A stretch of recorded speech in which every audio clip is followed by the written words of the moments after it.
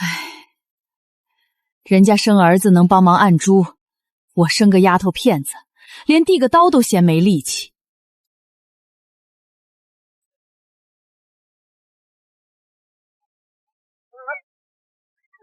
这位大嫂，行行好，给碗热汤喝吧。给，喝完了就走吧。多谢大嫂。大嫂，你这可是有好福气的啊！好什么福气？一个赔钱货！此言差矣。老朽观这丫头面相，命格贵重至极，将来必定是有大造化的人。大造化？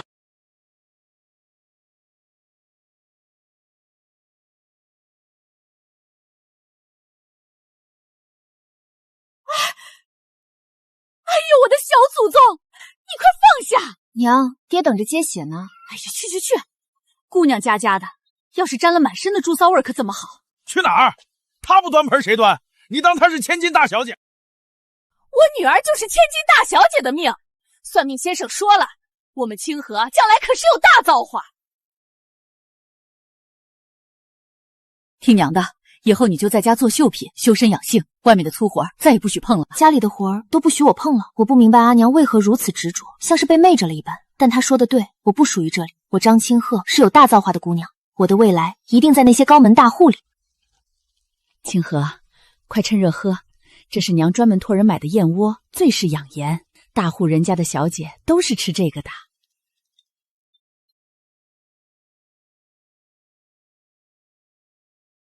娘，这味道和街头的银耳也没差几分啊。胡说，这是贵气，你多吃点儿，将身段养得再婀娜些。哼，行了，别做你的春秋大梦了。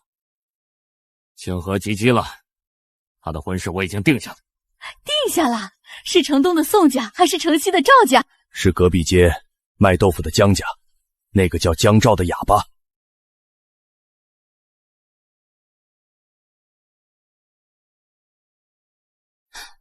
你说什么？让我嫁给一个卖豆腐的哑巴？张大强，你疯了是不是？我辛辛苦苦教养长大的女儿，你让她去嫁给一个哑巴？哑巴怎么了？江正那小子虽然不会说话，但人踏实干，力气又大，是个过日子的好手。好个屁！谁不知道江家穷得叮当响？那江家家里连个长辈都没有，只有一个泼辣的姐姐。你这是把你如花似玉的女儿往火坑里推呀！你快点打算到我！你给我闭嘴！你整天做着高门大户的梦，说要清河嫁一个好人家。什么是好人家？城东富商宋家，还是城西赵氏郎家？咱家配得上吗？怎么配不上？咱清河这容貌，就是县太爷家的公子都配得上。你可晓得那些高门大户的门槛有多高？便是将你我的脊梁折断打个落都够不着。咱家清河若是嫁进去，要是吃苦受累被折磨死了，你都不知道怎么去收尸。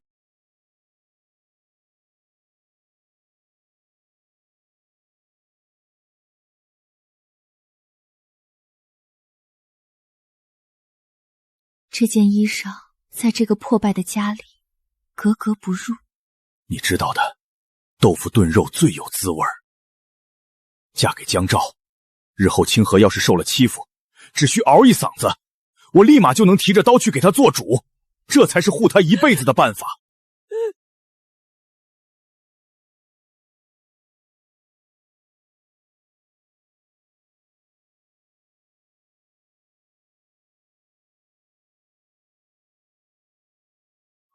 吃了老娘的豆腐还敢不给钱？你也不撒泡尿照照你的德行！今天你要是不把那2文钱掏出来，老娘就堵在你家门口骂上3天3夜！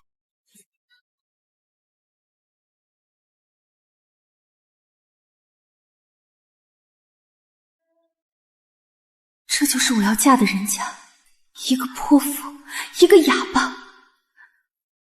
不，我不甘心，我张清河的后半生绝不能埋没在这逼在的豆腐房里。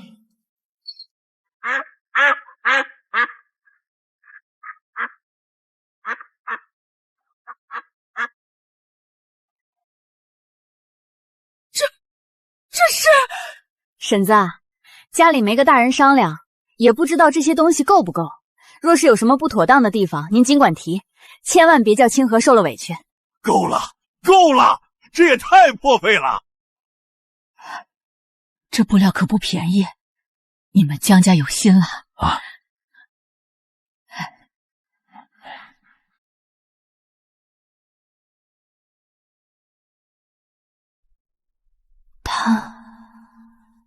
到底是个什么样的人？自幼时起，身边人就告诉我，我未来的郎君会是秀才，是状元，是能作诗抚琴的公子。他们的手是用来执笔握玉的，而江照的手却是用来推磨抓鸡的。我甚至能想象到，那双推灌墨的手摩挲在我皮肤上，会像粗布麻绳一样刺人。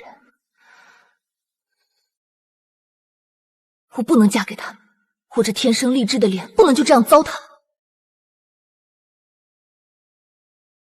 哪怕是去大户人家做女使，也比留在这里强。我要逃！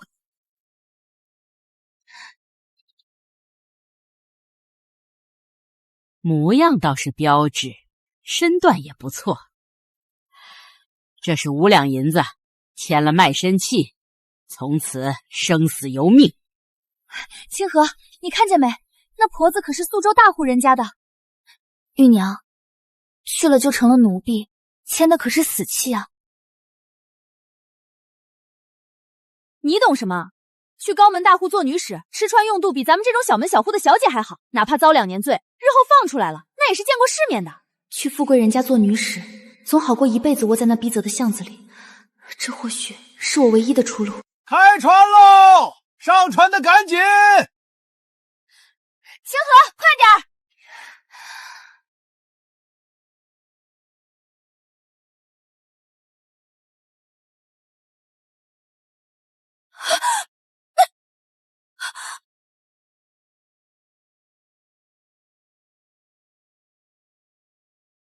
江照，你怎么会在这儿？你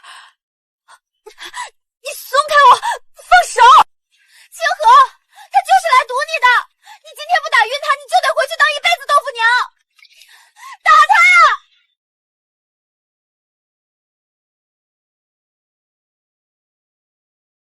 爹娘生养我一场，我若是为了逃婚给他们惹上人命官司，我还算是个人吗？眼大肚子小的货色，日后你便等着在那豆腐房里烂死一辈子吧！呸！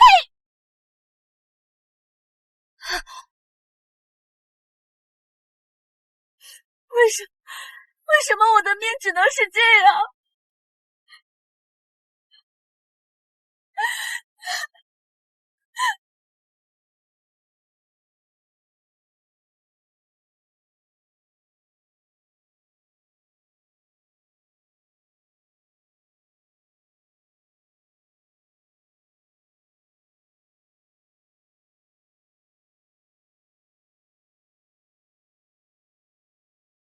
你个不知天高地厚的小兔崽子，竟敢逃婚！看老子今天不打断你的腿！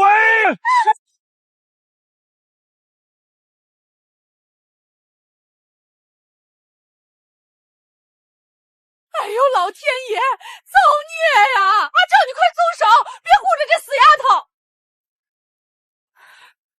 江照，人家都这般折辱你了，你还上赶着往上凑什么？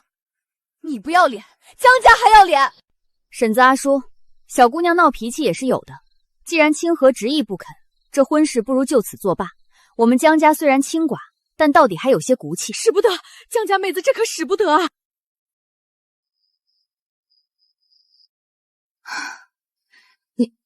你怎么就这么固执？婶子阿叔，家里酒水吃食都备下了，既然不退，那这婚就如期办了吧。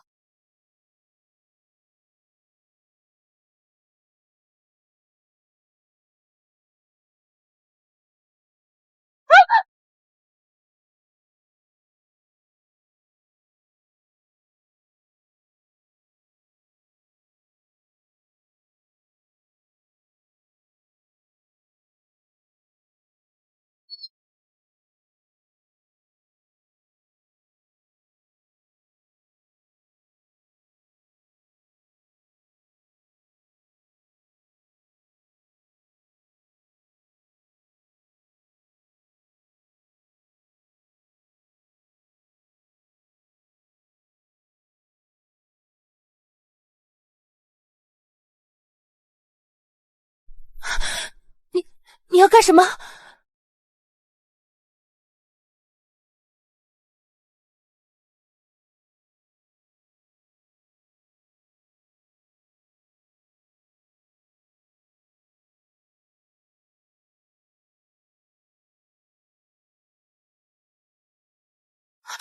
江昭，你别碰我！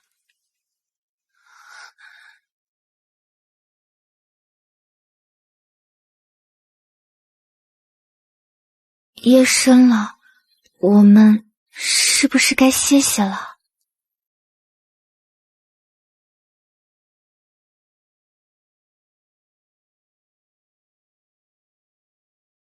出家前，阿娘是教过我房中之术，可我与她根本不熟啊。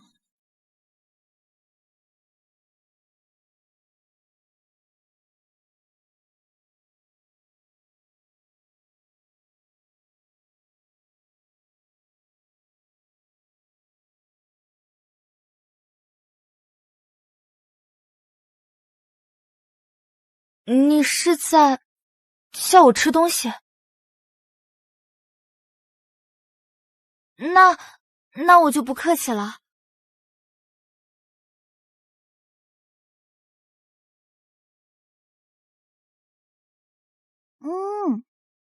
这浇头吃起来倒是舒坦。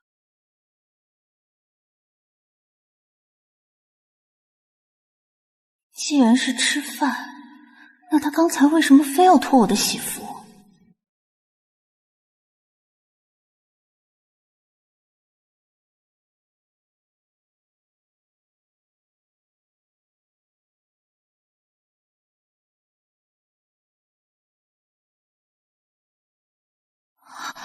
好烫！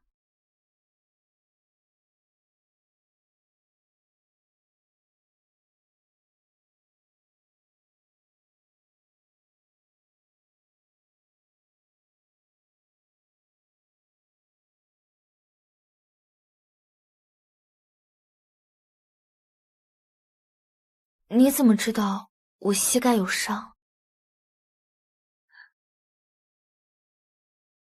跑！你个小兔崽子，我叫你逃婚！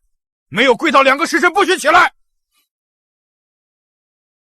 这事儿阿娘都没告诉旁人，你怎么瞧出来的？你是说，白天出喜轿的时候，我险些摔倒，那时你就看出来了？都说聋子眼睛亮，哑巴心肠细。他虽不会说话，看人看事却比谁都仔细。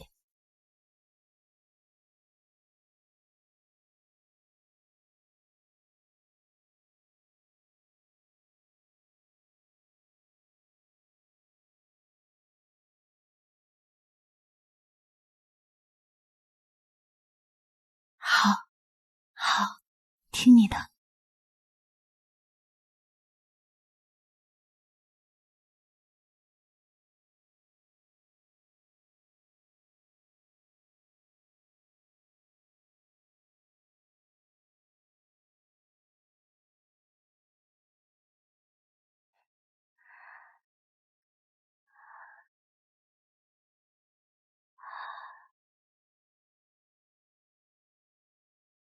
看来哑巴还不算太木头。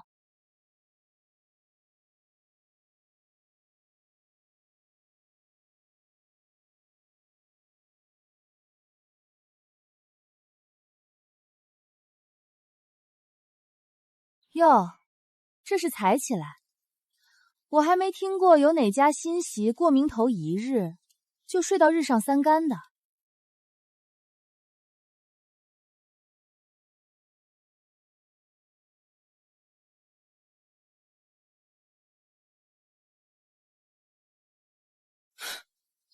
你倒是学会护犊子了。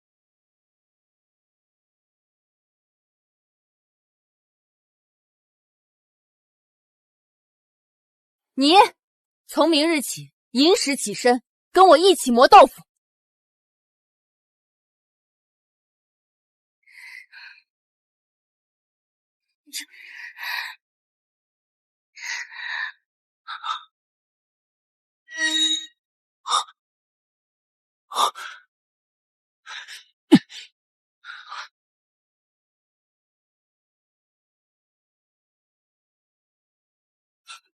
你是卖豆腐的，你的媳妇儿若是连豆腐都不会做，这生意日后怎么撑得下去？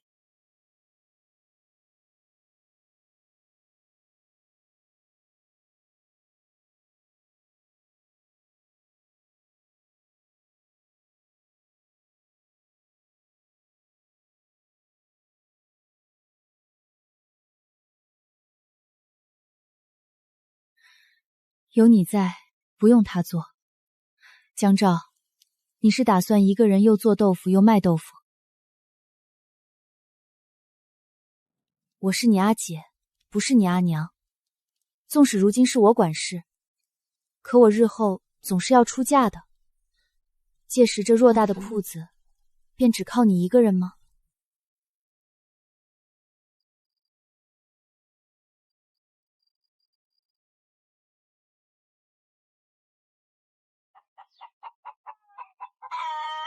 哈哈哈哈哈哈！快坐下。阿昭啊，我家清河皮肉焦醉，可有给你添麻烦？他可曾睡到日上三竿还不起身？可曾懒惰不肯干活？爹，你就不能让人家安生吃顿饭吗？他手都快摇断了。忘了阿昭不会说话了，吃，你快吃。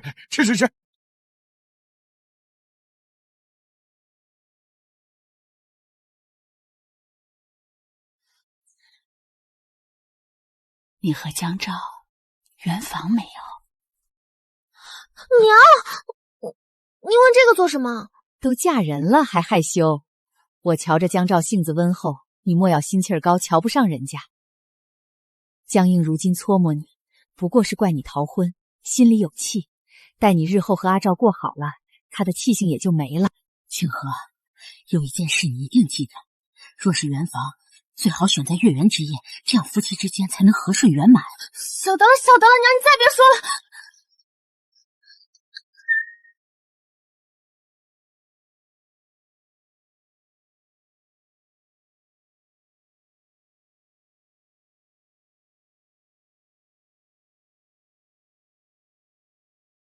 今日怎么没见你家那个娇贵的新媳妇儿清河呀？她帮着铺子劳累了数日，也该歇歇了，总不能叫新媳妇儿日日忙碌不是？是哦，不过要我说，你家地娃这新媳妇儿可得看牢了，聘礼银子都花了，若是再像从前那样跟着野汉子跑了，那可就不划算了。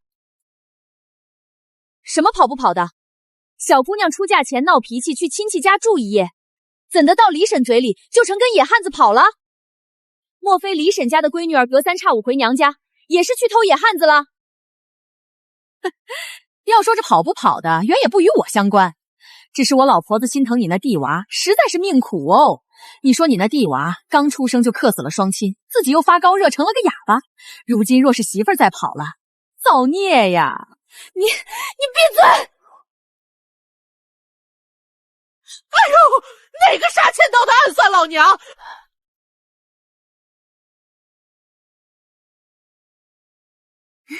呀，原来是李婶儿啊！怪我顽皮，闲着没事踢什么石子。不过说来也巧，巷子里这么多人，这石子怎么偏就落到您身上了？莫非是这石子长了眼，还是说您天生便比旁人倒霉些？小贱蹄子，你骂谁倒霉呢？呀，我想起来了，李婶儿，若非您天生倒霉，您的一双儿女怎的就没一个圆满的？旁人是克夫克妻，要我说，您呀，这是克儿克女呀。就是，他女儿嫁了3回不说，儿子30了还没娶上媳妇呢。天天造谣生事，活该，活该。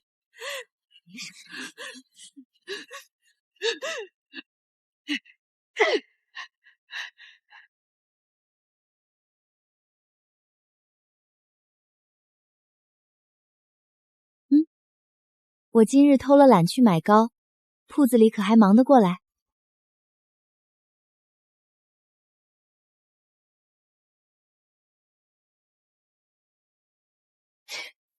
到底是忙还是不忙啊，傻子？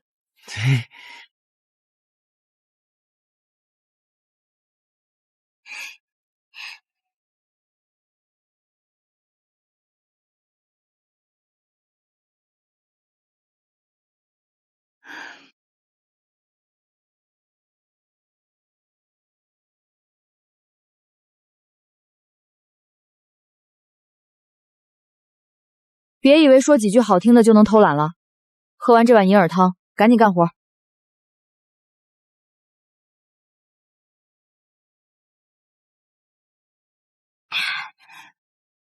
知道了，谢谢阿姐。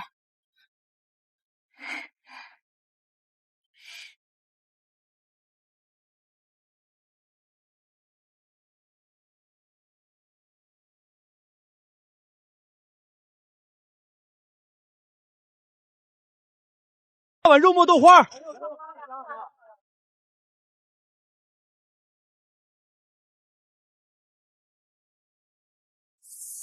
真香啊！老板娘，给我来2大碗肉末豆花。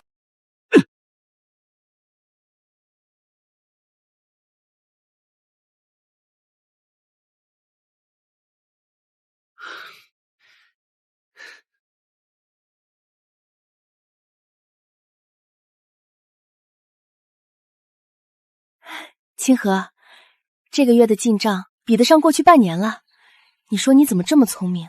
肉末浇头可真是太正了。往后这铺子里的事儿你来拿主意，我听你的。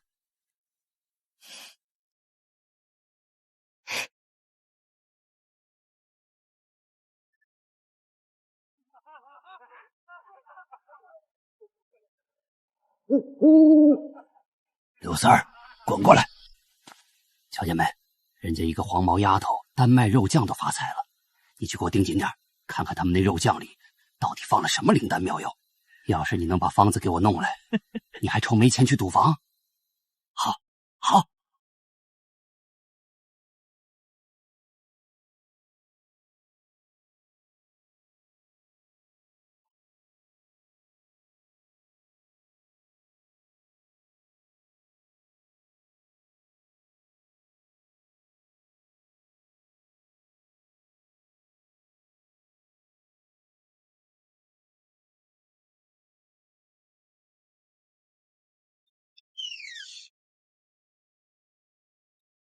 来呀，看一看，尝一尝，秘制肉酱豆花比对面的便宜嘞！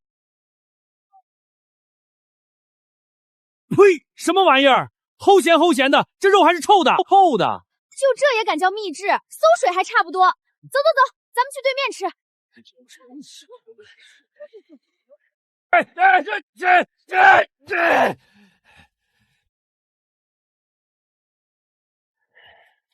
就江家那几个小娃娃还敢抢我的生意，我让你们在甜水巷混不下去。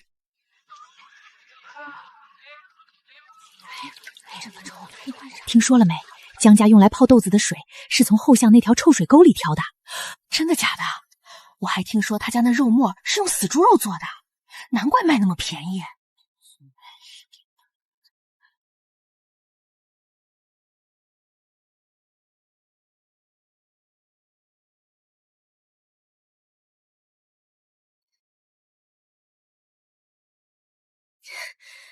肯定是刘家那老不死的搞的鬼，我去找他算账，撕烂他那张破嘴。阿姐，等等，清河，你别拦我！他们这么污蔑我们，我们要是不吭声，人家还以为我们心虚，这生意还怎么做？阿姐，我知道你气，可你现在冲过去没有什么用，我们有证据吗？这还用证据？整个甜水巷谁不知道他嫉妒我们挣得多？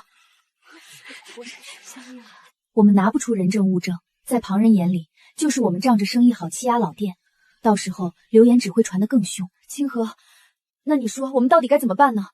难道就这样任凭那个老东西污蔑吗？阿姐，你信我，对付这种泼脏水的无赖，对骂是最蠢的法子。我们得想个办法，让他们自己把这盆脏水一滴不剩的喝回去，让他们自取其辱。清河，可我想来想去还是难受。那些人凭什么这么糟蹋我们家？我们清清白白做生意，怎么就成用死猪肉的黑心作坊了？阿姐，阿赵，他们不是说我们用的水脏，用的肉烂吗？那我们能怎么办？浑身是嘴也说不清啊。说不清，那我们就把所有东西都摆到明面上，让他们亲眼看看。明天一早，我们把石磨、大锅、木桶，还有所有做豆腐的家当，全都搬到铺子门口，摆到明面上。对，从泡豆子、磨豆浆到点卤鸭豆腐，每一步都当着全巷子人的面来做。肉末浇头也当场剁肉，当场熬制。他们不是爱看热闹吗？那我们就让他们看个清清楚楚、明明白白。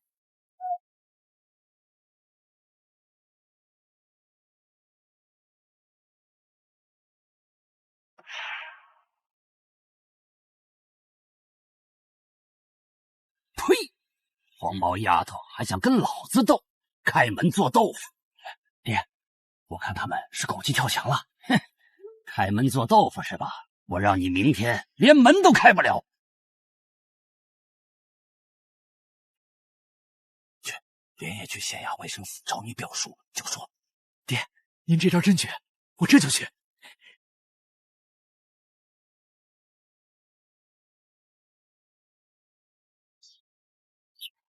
阿姐，生火烧水，准备开始。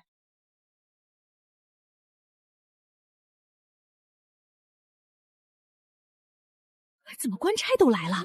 这是要抓人？看这架势，江家怕是真的犯了事。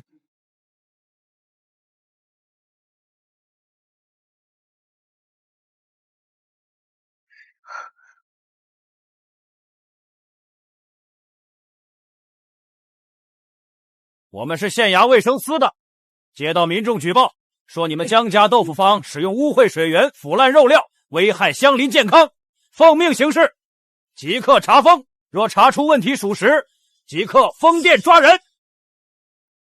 来人啊，给我搜！是。听见没？官府都来查封了，肯定是黑心店。真是知人知面不知心啊！你胡说，我们家清清白白。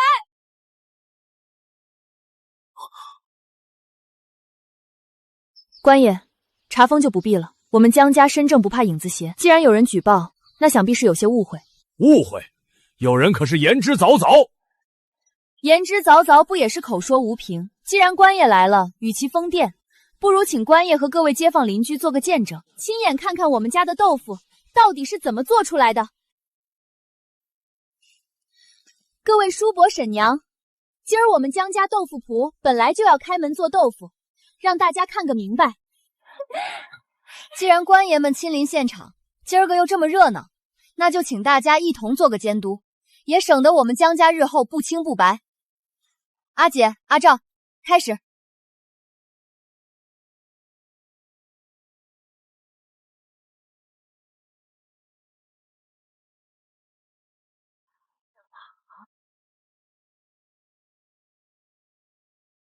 哟，这豆子可真好，哪有半点腐烂的影子？我们家的豆子是乡下最好农户那收来的，这水是后院百年老井打的，清甜甘冽。官爷若是不信，尽可以尝尝。头儿，这水很干净，没异味。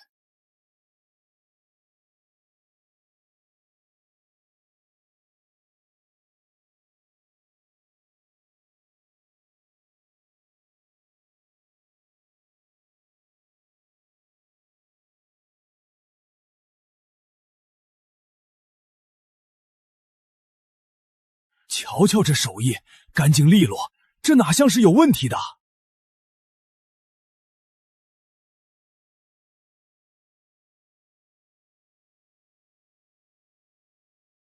官爷，请吧，您是头一个，替我们尝尝这豆腐到底是不是黑心吃食。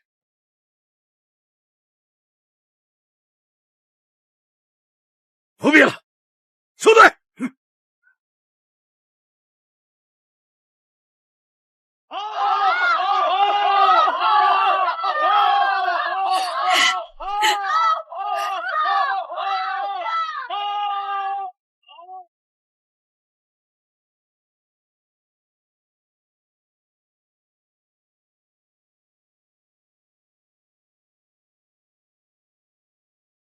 来嘞，您的2碗肉末豆花拿好当心烫。自食恶果。刘记倒了，咱们江家的招牌算是彻底在甜水巷立住了。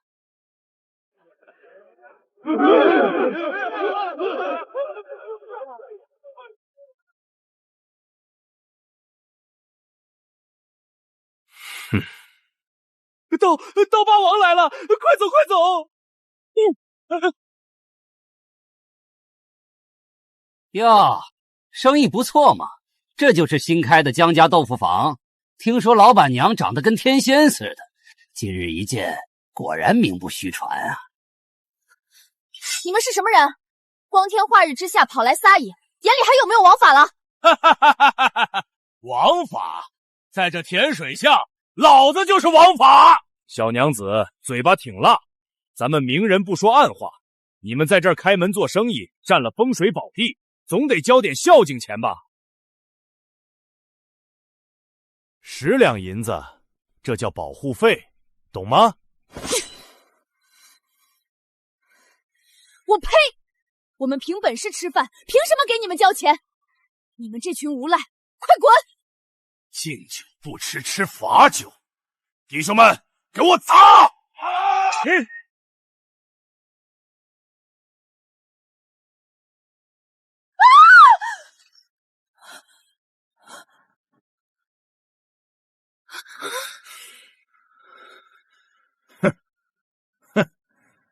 怎么着？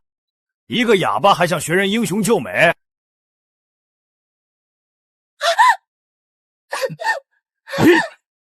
小娘子，今天不拿出10两银子，老子就把你们这店拆了，再把你抓回去乐呵乐呵。放开他，混蛋！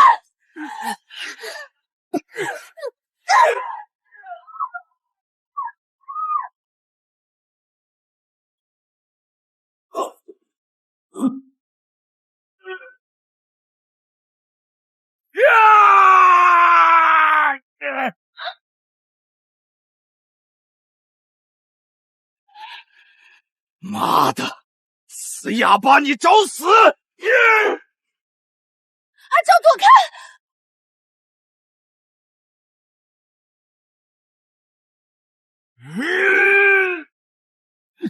这怎么可能？好小子，但你光有蛮力可吓不住老子！兄弟们，给我上，打断他的手脚！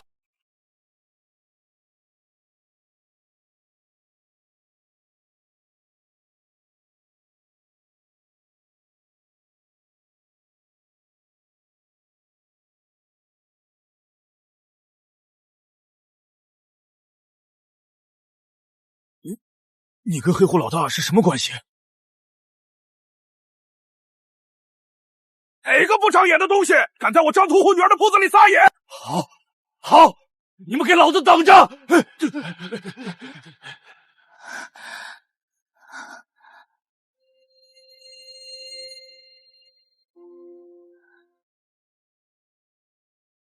阿昭的沉默下面，原来藏着一座山一样的力量，那是让人可以安心依靠的力量。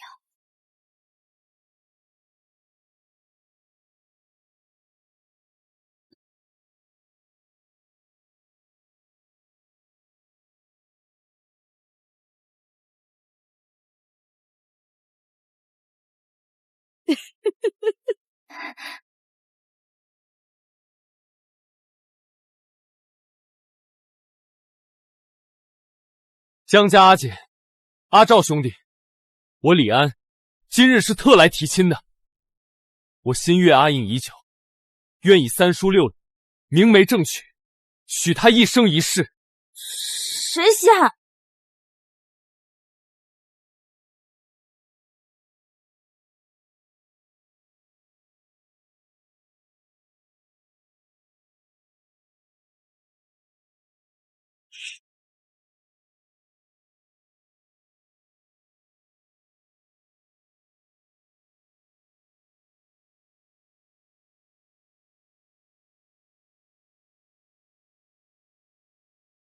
阿赵兄弟，你放心，我一定把阿姐当祖宗一样供着。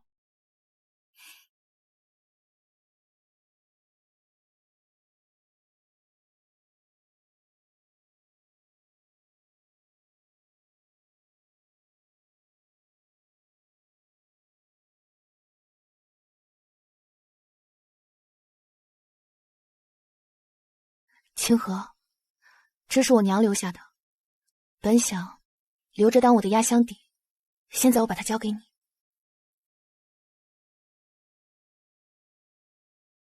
阿姐，这太贵重了，我不能要。你听我说，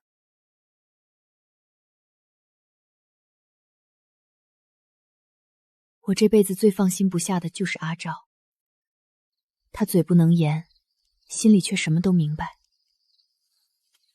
从前我死命护着他，是怕他受了委屈，连个说理的地方都没有。清河，等我嫁了，阿照就真的完完全全交给你了。你是个聪慧的好姑娘，以后有你陪着他，我放心。你可不许欺负他是个哑巴。阿姐，你放心，只要有我在一天，谁也别想欺负他。阿照护我一时，我便陪他一世。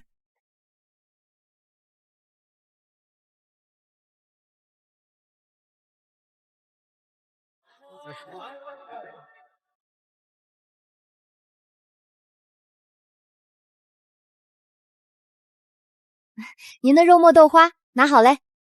江家小娘子，你这肉末浇头真是绝了，一天不吃想得慌。您吃的好，常来。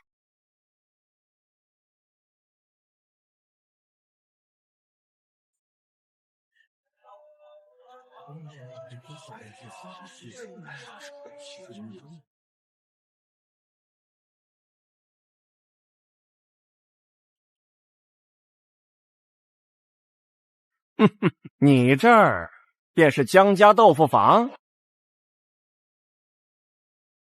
正是，客官要来点什么？来碗加肉面的豆花。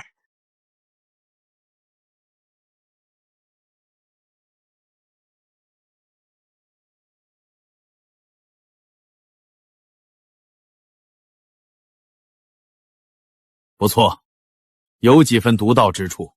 这浇头的方子，怕是姑娘独创的吧？这位老爷，您真有眼光，这可是我闺女自己琢磨出来的。在下是城中福源楼的掌柜，姓钱。福源楼，那可是全县最大的酒楼啊！张姑娘，明人不说暗话，我今日来是想跟你谈笔生意。您请讲。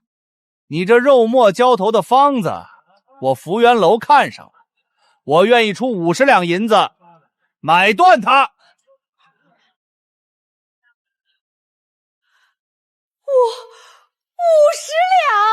50两，足够在县城买套大宅子了。这就是我曾想要的一步登天的富贵吗？不，现在的我只想要脚踏实地的安稳。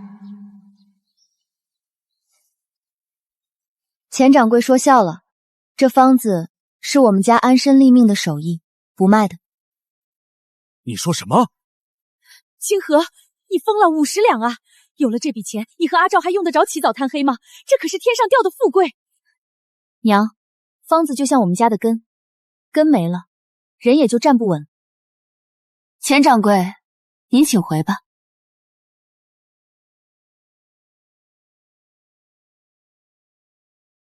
哼！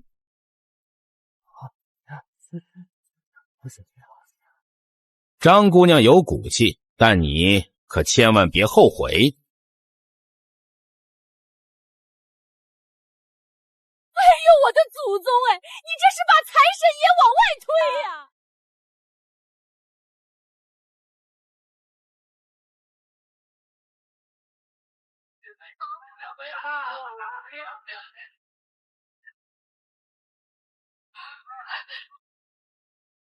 清河，你们听说了没？福源楼出了道新菜，叫金玉豆豉。什么乱七八糟的名儿？听吃过的人说，那味道跟你们家的肉末豆花简直一个模子刻出来的。什么？我听县衙当差的侄儿说，人家用的是上好房口小乳猪做的肉撒，北地贡品豆一碗要卖100文呐！1碗100文，这不是明抢吗？什么贡品豆，说白了不就是偷了我们的点子去骗钱？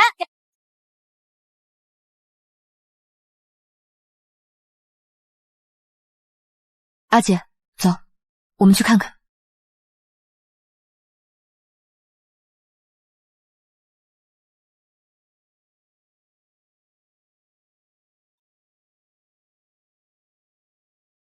要吃饭先交押金，看你们这样。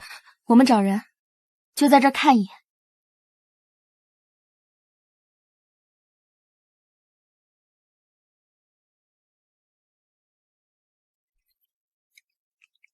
这金玉豆豉果然名不虚传，比街边那些粗鄙之物强100倍，那是自然。100文一碗，吃的就是这清雅高贵。这不是简单的模仿，这是资本的降维碾压。他们用财力夺走了本该属于我们的东西。阿姐，我们走。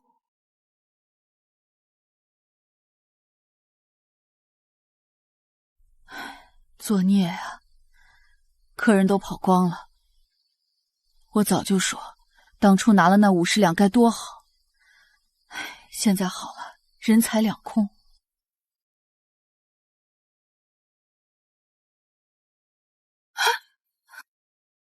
这福元楼欺人太甚，我们辛辛苦苦想出的点子，他们说抢就抢。斗不过的，人家是大酒楼，我们拿什么跟人家争？光生气是没用的。既然他们要走阳关道，那么我们就去过独木桥。他们追求清雅贵重，我们就反其道而行之。反其道而行之？怎么个反法？我想做臭豆腐。什么？清河你疯了？好好的豆腐坊做臭东西，那玩意儿闻着就倒胃口，传出去咱们家的招牌还要不要了？清河，我知道你心里急，但急也不能乱来。我们江家豆腐出名的干净清爽，要是弄个臭烘烘的东西，李婶他们还不知道怎么编排我们呢。福元楼把我们逼到悬崖边了，跟他们比用料精良，门面气派，那是拿鸡蛋碰石头。臭豆腐闻着怪，但炸过之后奇香无比，只要有人肯尝第一口，就一定能抓住他们的口味。这叫下沉市场的差异化竞争。不行，绝不行，我嫌丢人！清河，这也太冒险了，搞不好怕是自己砸了自己的锅。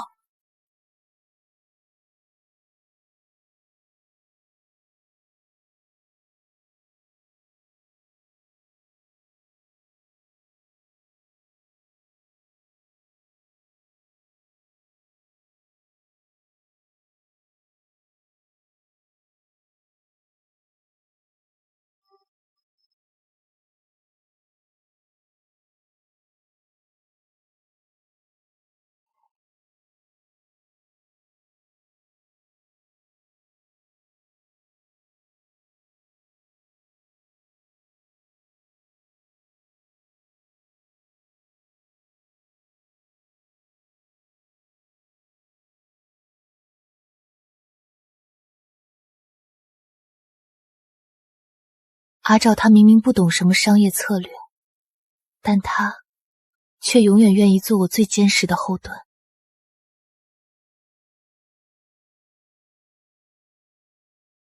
阿照，那就让我们一起做臭豆腐吧。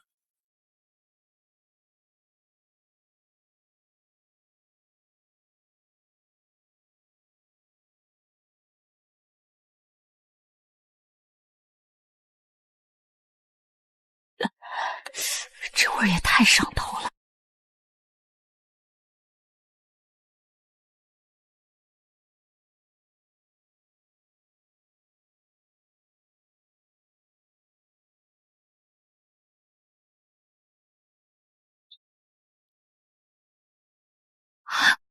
成功了！成功了！阿照，你敢尝尝吗？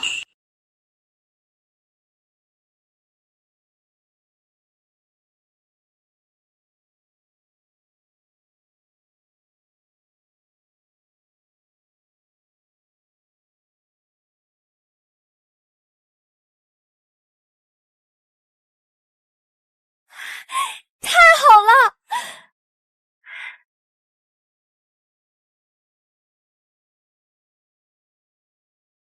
娘，阿姐，快来尝尝呀！阿照都说香呢。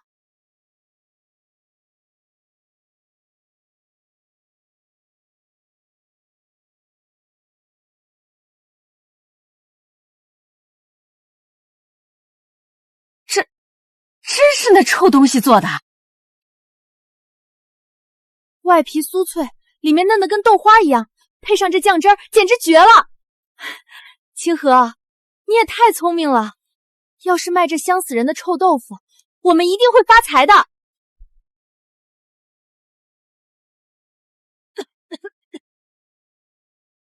天爷呀！江家豆腐坏了吧？熏死人了！快走快走，这怎么吃得下？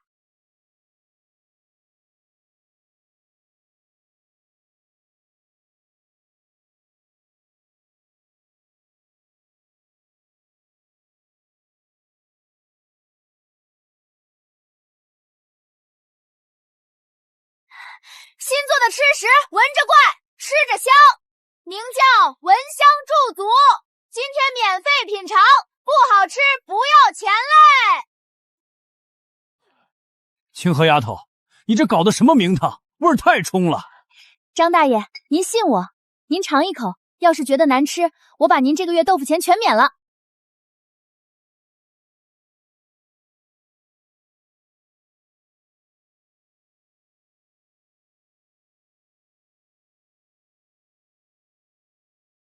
好吃，真他娘的好吃！外头脆，里头嫩，这酱汁调的神了。清河丫头，再给我来一份。真有这么邪乎？给我也来一份。哎，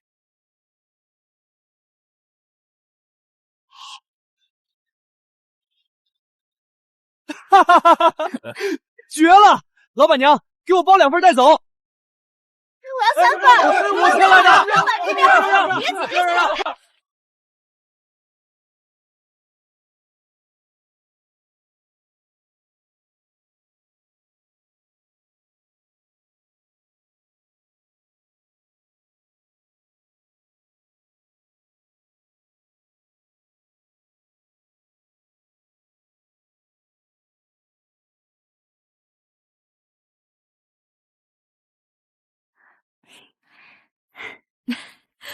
照这势头，用不了多久就能给阿赵攒够钱买个真铺面了。哎呦，这臭东西比金子还招人呢！阿姐，咱们小摊产量有限，隔壁那间空铺子挂着招租的牌子，不如咱们盘下来，地方扩大1倍，再添2口锅。我看行，明天我就去问问价。早就听说江家生意好，都是街坊。我看你们诚心，1个月2两银子租金，你们看如何？2两，这个价格公道。周大伯，我们租这铺子我福源楼要了，我出4两银子1个月，是他们的双倍。钱掌柜，凡事总有个先来后到吧？这铺子是我们先看的，价钱也正谈着。小丫头，做生意可不讲什么先来后到，只讲实力。你们这朝不保夕的臭豆腐作坊，也配跟我福源楼争？周老头，你可想清楚了，这铺子到底该租给谁？这个王掌柜说的也有道理，生意嘛，自然是谁出的价高就租给谁。不过江家也是老实人，这样吧，为了公平起见，明天中午前你们2家竞价，价高者得。我们这段时间辛苦攒下的积蓄不过20几两，拿什么跟财大气粗的福源楼竞价？你这是把我们往绝路上逼啊！张姑娘，骨气可当不了饭吃。明天我等着看你们灰溜溜滚出甜水县的样子，我想一定很精彩。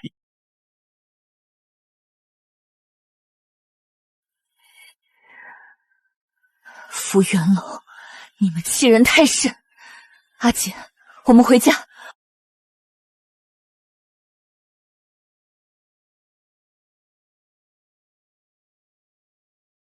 欺人太甚，实在是欺人太甚。大不了我这亲不成了。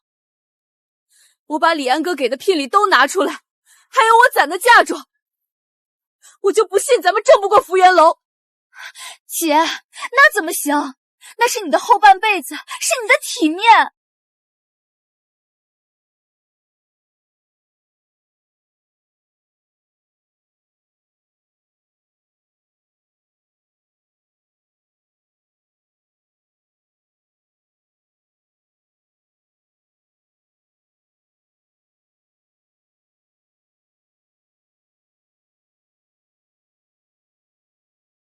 阿赵，你去做什么？他一个哑巴，无权无势，能去做什么？这么久了，阿照怎么还没回来？难道……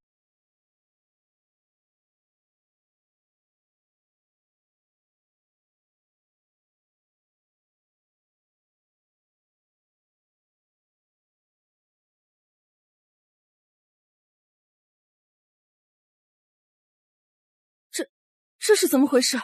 阿照，你哪来的钱？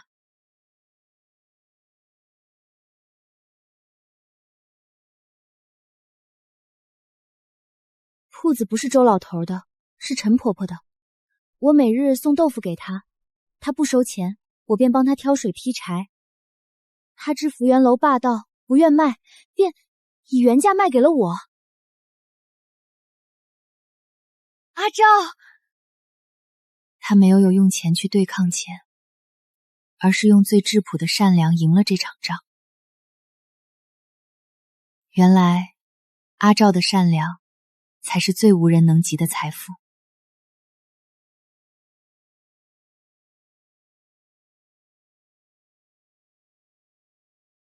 老板娘，来碗肉末豆花。好嘞，您在里面找座。阿照，再拿一碗肉末豆花。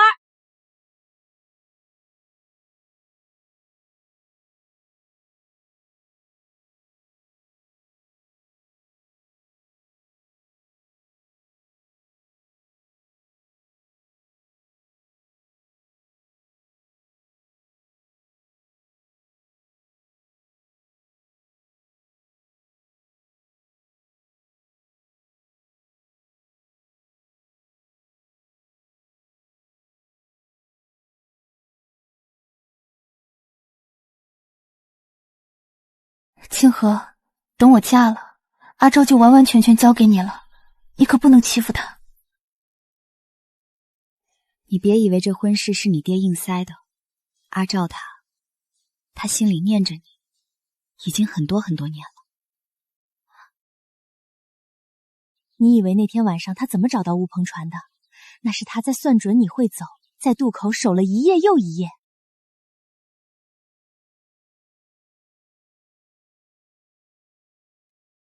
阿姐说，阿照他心里念着我，很多很多年了。可是我们的婚事，不是爹仓促定下的吗？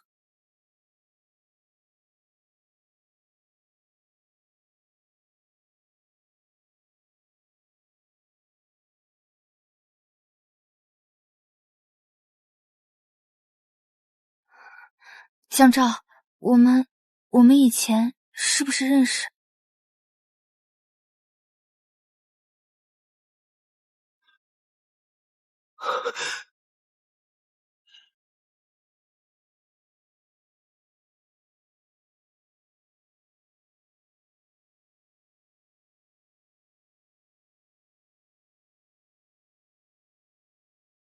这是一个从天而降的小女孩。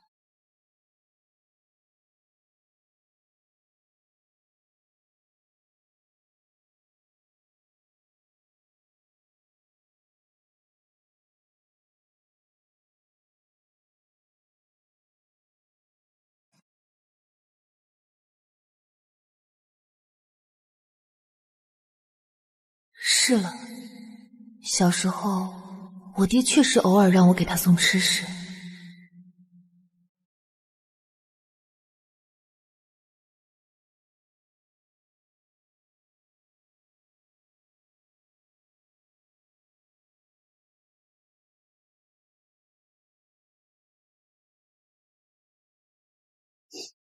不来找我，我保护你。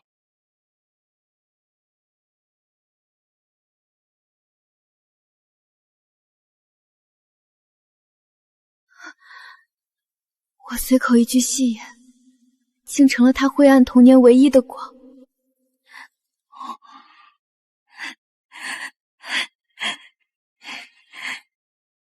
江照，原来我们从前认识的，原来你一直记得，一直在等我。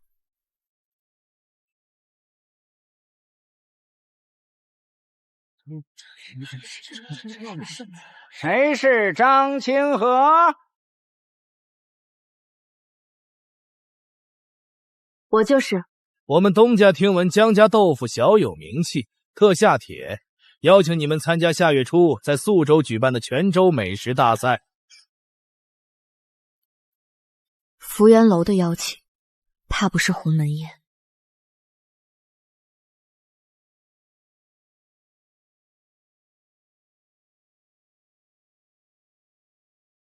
鸿门宴，这摆明了是鸿门宴。他们自己是主办方，去了还不是任人揉搓？清河绝对不能去，不去不去！咱家现在好好的，那宿州是吃人不吐骨头的地方，去不得的。去是自投罗网，不去是怯战认输，进退两难。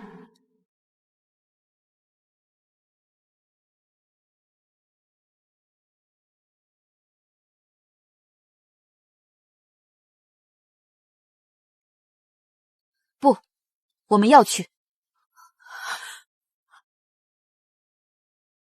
他们敢请，我们就敢去。我要让所有人知道，我们江家的豆腐不是谁都能欺负的。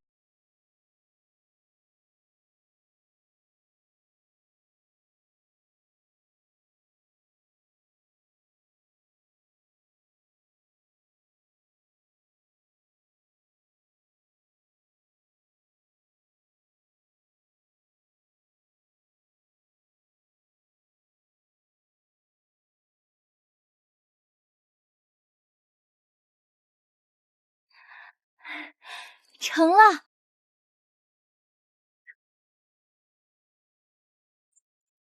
张家驾到！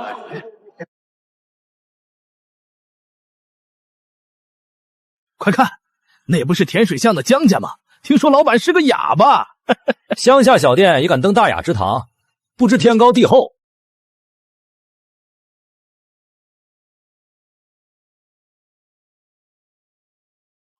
阿赵，我们可以的，走吧。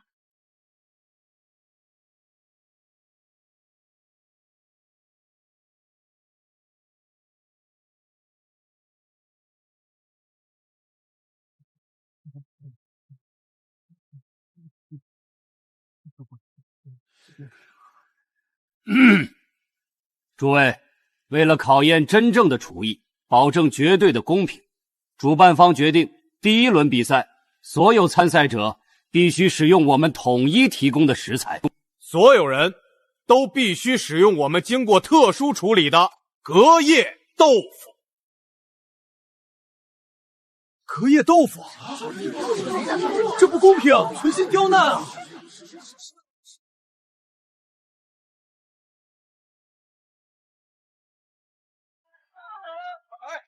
各位大厨，第1轮比试考验的是大家应对突发状况的应变能力，食材由主办方统一发放。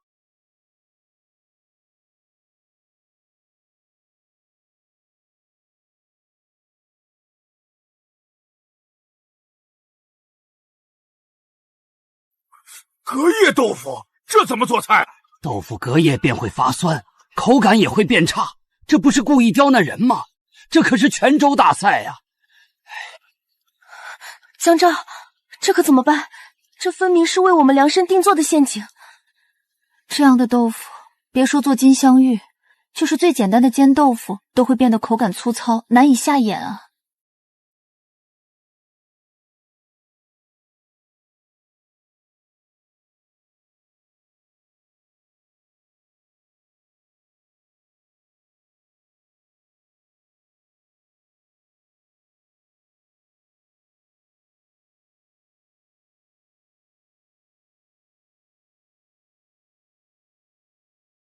你这是要用盐水去酸，增加豆腐的韧劲。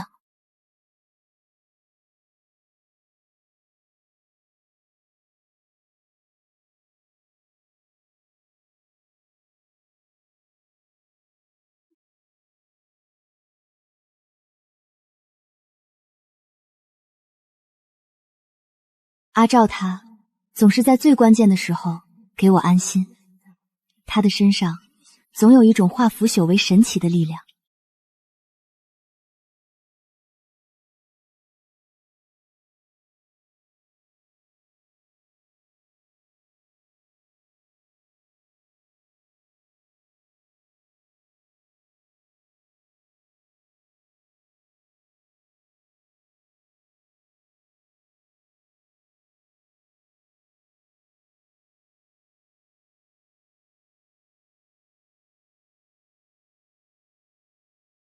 好浓郁的香气，辛辣酱香酒香交织，竟然将隔夜豆腐那点酸味彻底掩盖了。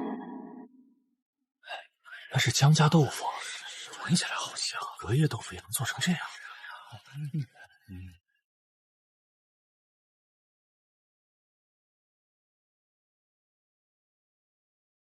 咦，隔夜豆腐非但没有成为败饼，反而因其稍微坚韧的质地，油炸后形成了外酥内韧的绝佳口感。就是，再配上这浓烈的酱汁，奇特而开胃，妙极！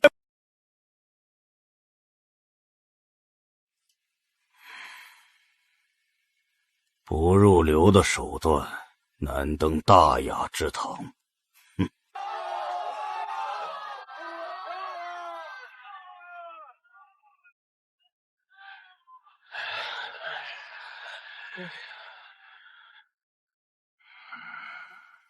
这偏袒的也太明目张胆了，这简直是侮辱！江家不是做的很好吗？怎么排在最后？你没看到那个评委吗？福源楼的人。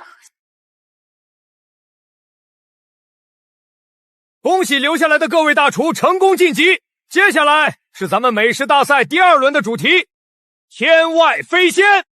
天外飞仙，这题目怎么做菜？第2轮果然不简单。而本轮比赛的核心食材呢，是一种极为罕见的飞鸟，名为云顶雀。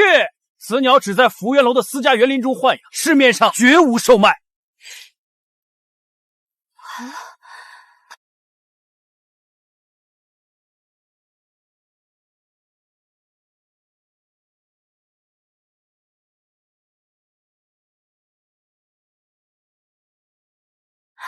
大伯，请问这附近哪里有卖云顶雀的？云顶雀？没听过。客官，您说的是福源楼后院养的那金贵鸟儿吧？那可是人家的宝贝，不对外卖的。听说那鸟儿喝晨露吃玉蟹，金贵着呢，您就别想了。别想了。这哪里是比赛，分明是一场精心设计的围杀。福源楼用权势和财物为我们筑起一座无法逾越的高墙。江照，对不起，这样的羞辱我不想让你再承受了。我们要不算了吧。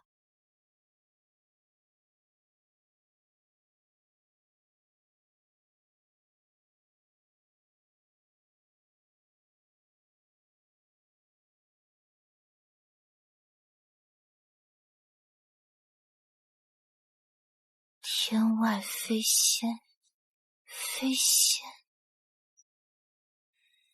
江照，我有办法了。他们要的是天上的仙，我们给不起，但我们能给的是人间家的温暖。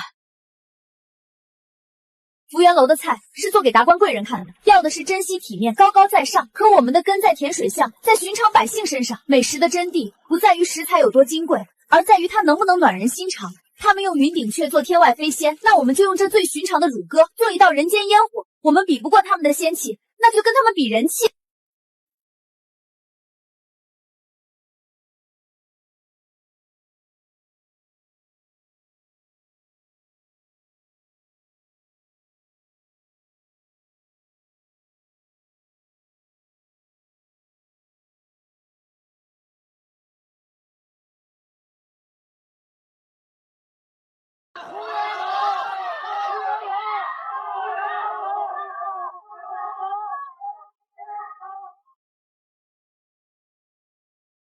这便是我福源楼的天外飞仙，巧夺天工，简直是艺术。有请下一位江家豆腐坊。江家？哪个江家？豆腐坊。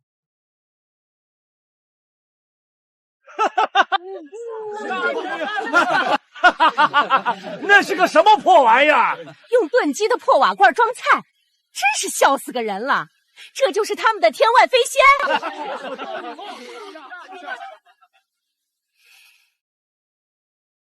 这是什么东西？一个乡下人炖鸡用的破瓦罐也敢拿到泉州大赛的赛台上？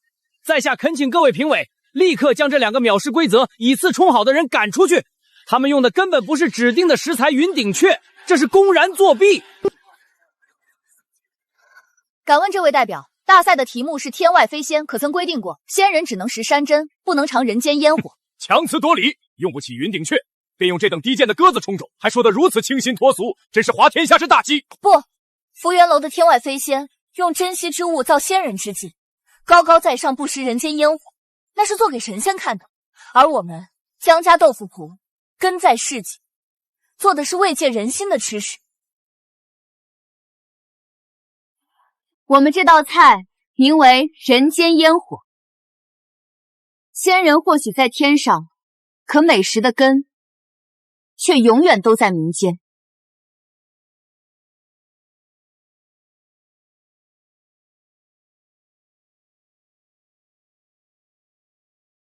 你说得好，美食的根在民间。老夫倒是对这道人间烟火很感兴趣，呈上来让老夫尝尝。大人，这可是作弊！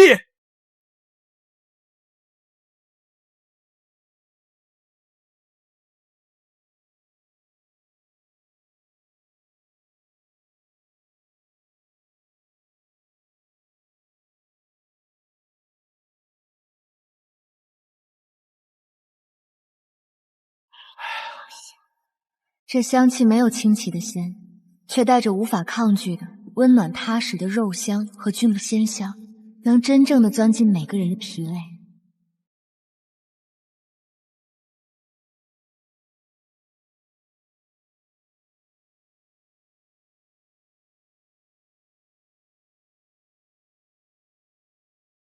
火候精到，滋味醇厚，这鸽肉入口即化，肉鲜与菌菇清香完美交融，汤汁浓而不腻。最难得的是，这味道里没有半分炫技的浮花，只有家的味道，是安稳，是实在。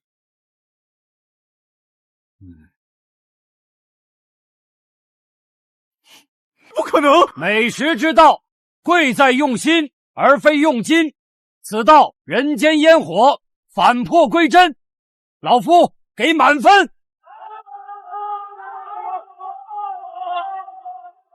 好一个人间烟火，实至名归。张姑娘，我家大人有请。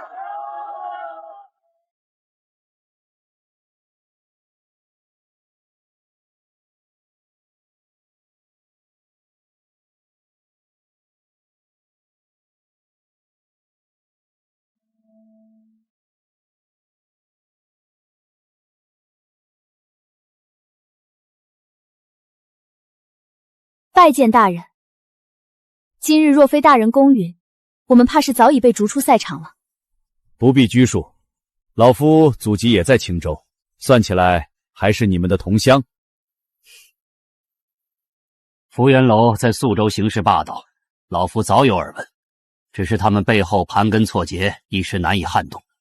你们小小一家豆腐铺，竟有胆识与他们抗衡，且坚守本心，实属难得。尤其是这位小兄弟，一手化腐朽为神奇的本事，令人惊叹。明日便是总决赛，福元楼必然会用尽手段，你们要多加小心。老夫能做的便是保证赛场上的规矩是公正的，至于场下的手段，就得靠你们自己了。多谢大人提点，我们明白了。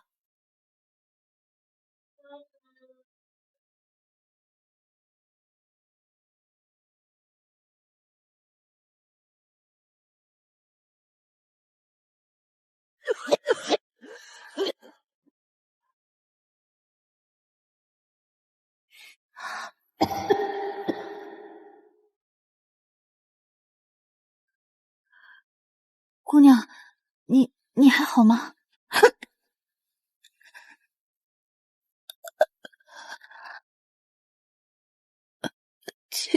清河，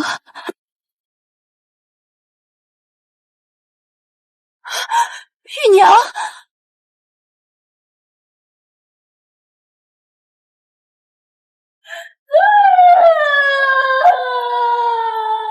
清河，真的是你，真的是你！我不是人，我过的不是人的日子，他们是魔鬼，他们都是魔鬼！你别怕，有我在这儿。你到底发生了什么？你不是被你娘送到大户人家享福去？享福？那是瘦马月，是人间地狱。他们教我们弹琴跳舞，教我们怎么伺候男人，稍有不从便是毒打。我逃出来，我好不容易才逃出来。逃出来了，玉娘，你逃出来了，我带你回家，回甜水巷去。我不能回去，他们会抓到我。埋下我的那个老爷，他就是福源楼的东家之一。你说什么？福源楼的东家之一，那个在美食大赛上风光无限的福源楼，那个衣着光鲜的钱掌柜，他们的富贵荣华竟是建立在玉娘这样无辜女子的血泪之上。什么泉州美食大赛，什么扬名立月，全都是笑话。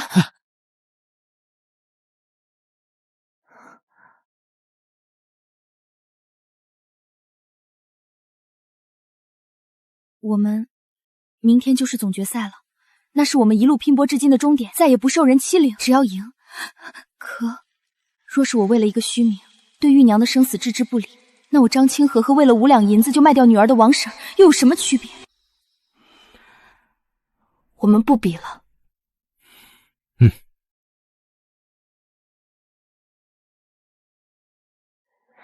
走，玉娘，我们回家。我们现在就走，连夜离开宿州。他们肯定在找我，城门口会不会？别怕，有我和江照在。走吧，我们走。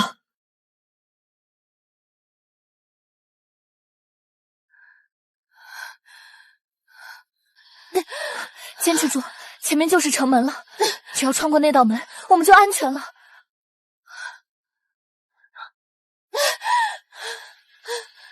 怎么了？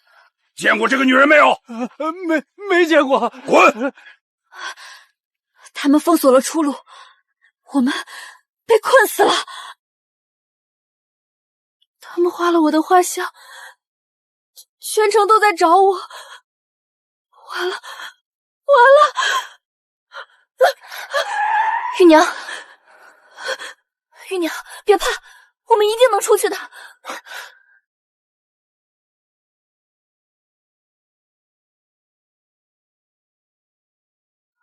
水道，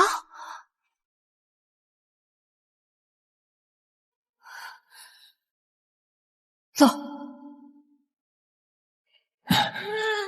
玉娘别怕，再坚持一下，我们就快出去了。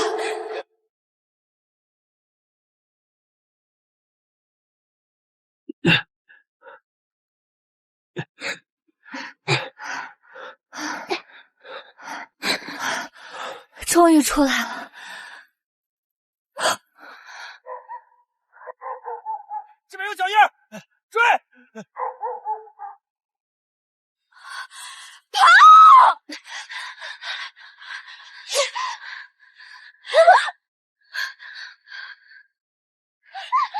追！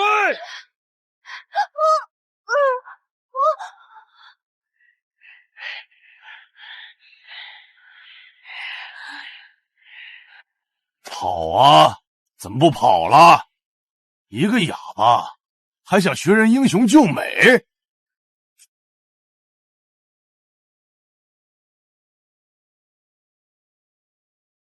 哟，还敢瞪我？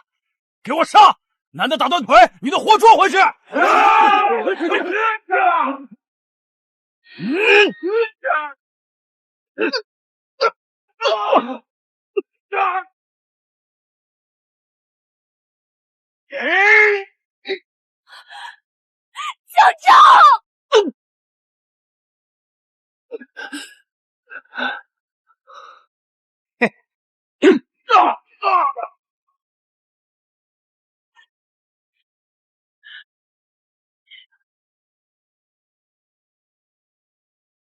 江照！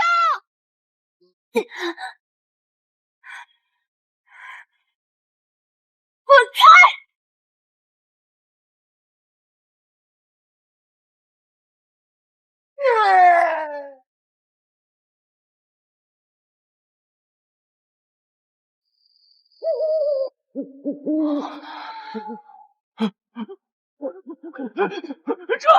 快跑啊！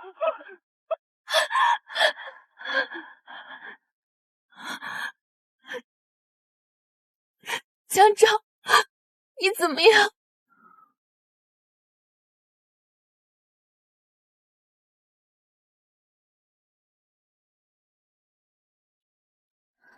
好，好，我们回家。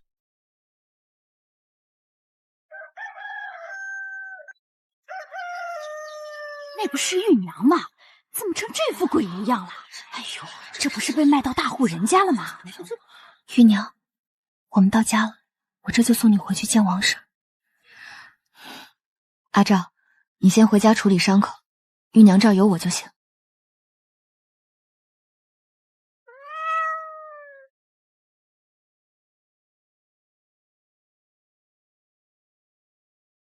哪个龟孙儿？大清早的吵什么吵？王婶，玉娘她……你这个不要脸的贱货，还有脸回来？你看看你这副鬼样子，在外面跟野男人鬼混，搞得人不像人，鬼不像鬼。怎么回来是给我丢人现眼的吗？王婶，你胡说什么？玉娘明明是闭嘴！我当初就不该生她这个赔钱货。滚！我们老王家没有你这样下作的女儿。滚！你给我滚远点！娘，我不是……你还嫌不够丢人吗？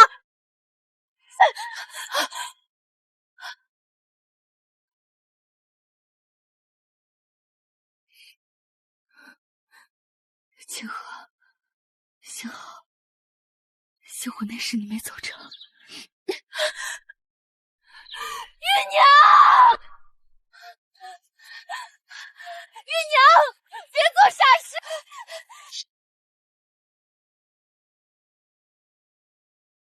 不！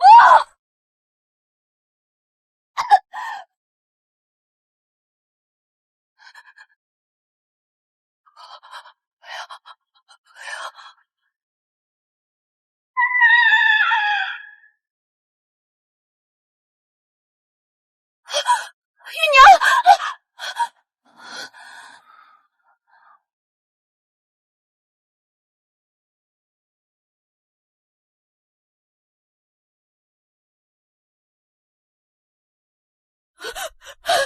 清河，你终于醒了，是娘错了。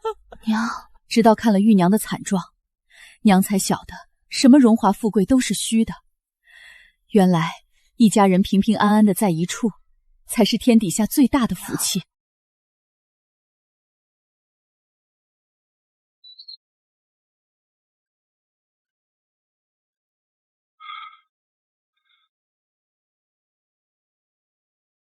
曾经自命不凡的我，以为这豆腐坊是我的牢笼，可如今才明白，江照才是将我从吃人陷阱里拉回来的英雄。阿照救了我，但玉娘却丢了命。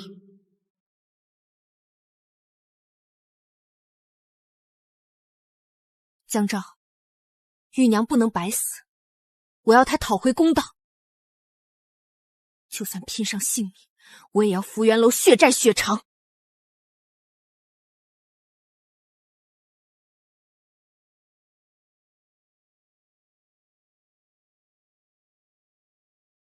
可是江家豆腐坊的张姑娘。正是，官爷有何贵干？知府大人暗中查访福元楼，查出其私设售马院的勾当，但福元楼行事隐秘，始终抓不到活口人证。大人得知张姑娘曾接触过受害者，特请二位往宿州府走一趟，做个见证。官爷请回禀知府大人，我与夫君义不容辞。魏武，钱万金，本官接到举报。你名下产业涉嫌拐卖良家女子，私设暗场，你可知罪？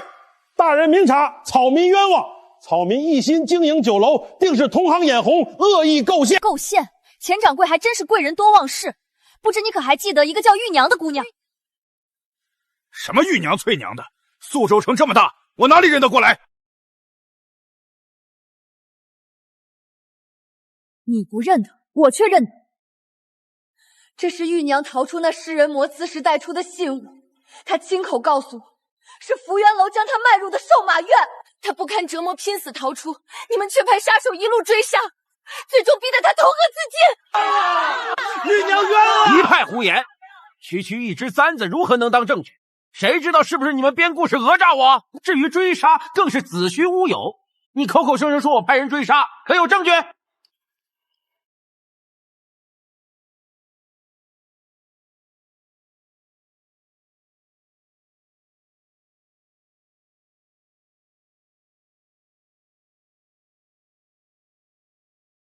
江照，本官应允，拿出你的铁证。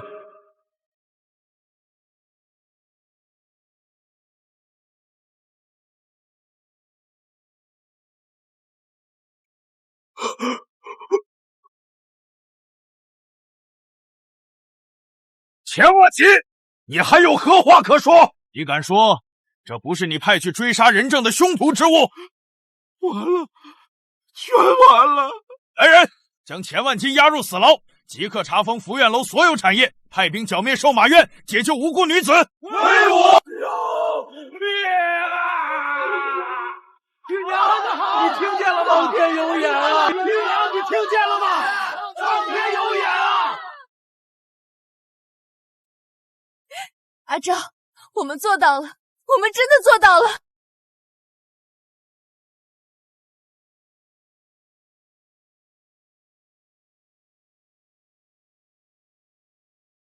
玉娘，害你的人已经遭了报应，你在天上可以安息了。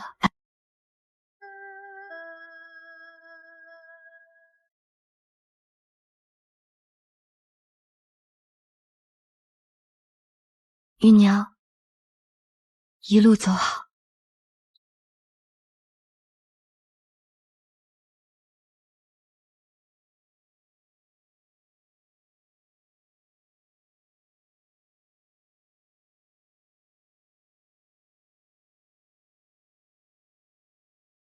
地方分号竟能闹出这等丑闻被抄家，钱万金真是个废物。大小姐，那苏州的生意……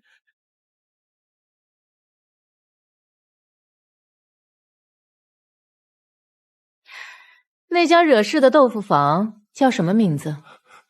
回大小姐，叫江家豆腐坊。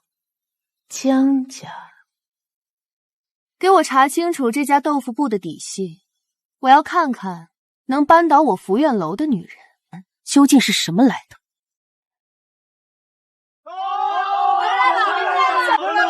小英雄回来了！清河、江照，你们在苏州的事儿我们都听说了，可不是嘛？咱们天水巷都跟着沾光呢。你们可算回来了，吓死我了！阿姐，我们没事，这不是全虚全伪的回来了吗？这竟然是刘老头，几个月前那个精明算计的人，如今怎变成了这副模样？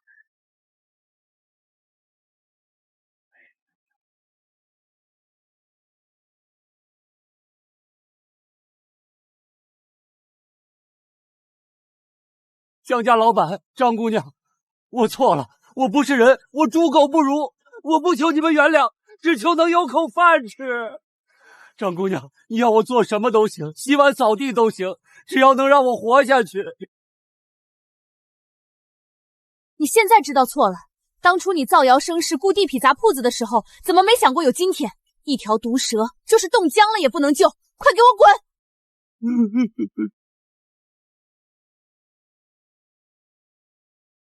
那与逼死玉娘的王婶又有什么区别？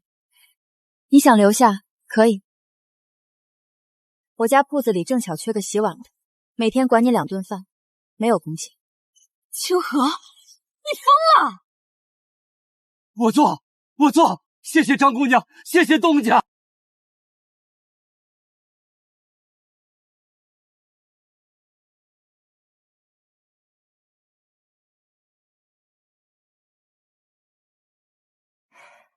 今天留下刘老头，你会不会觉得我太心软了？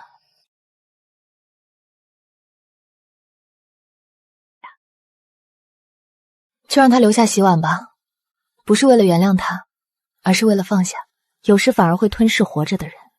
阿昭，我只想和你一起好好生活。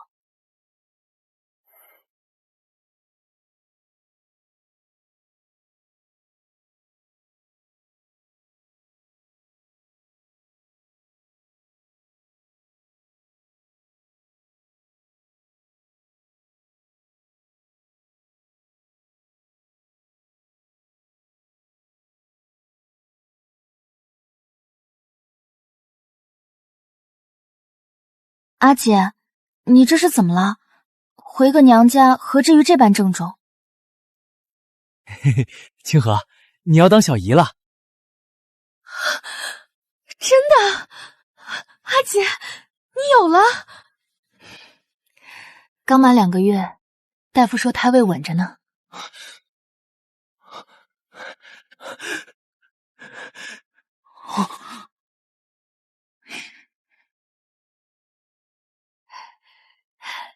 哎呦，我的乖女儿，头3个月可得当心，不能提重物，不能受凉。爹今天给你炖上好的五花肉，好好补补。那会是个什么样的孩子呢？若是男孩，会不会像江照一样沉静有力？若是女孩，又会不会像江映一样敢爱敢恨？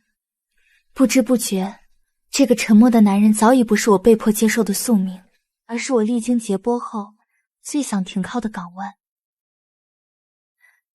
阿昭，我似乎真的爱上你了。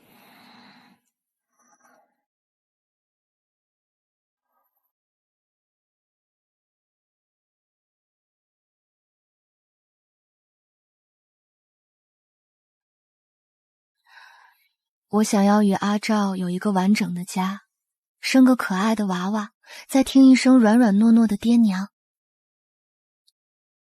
阿照，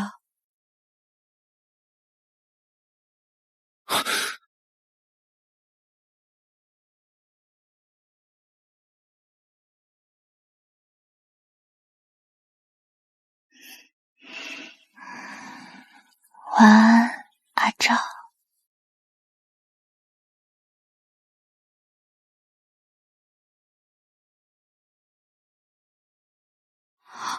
天哪，我怎么睡他怀里了？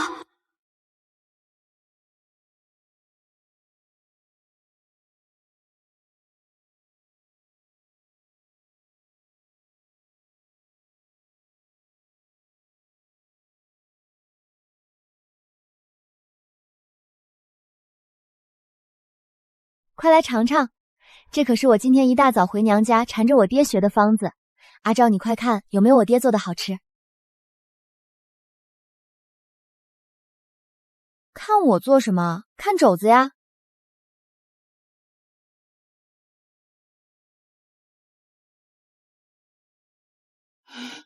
傻子。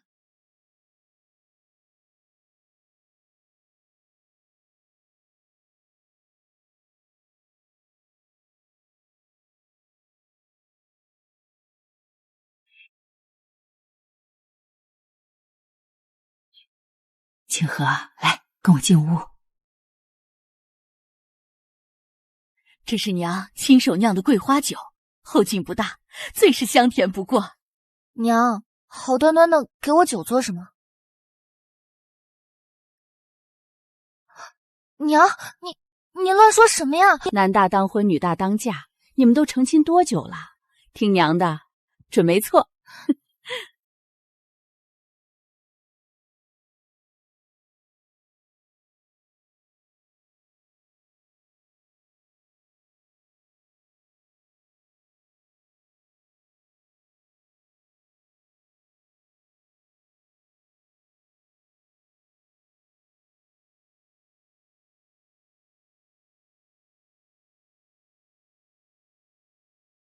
忙了一天，饿了吧？今天是中秋，爹娘和阿姐都不在，就咱们2个过。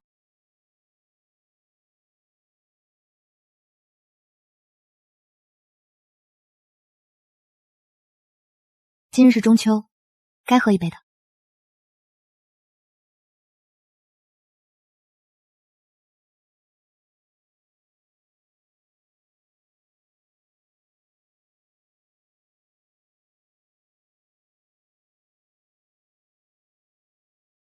张家大小姐嘛，怎么今儿个有空出来？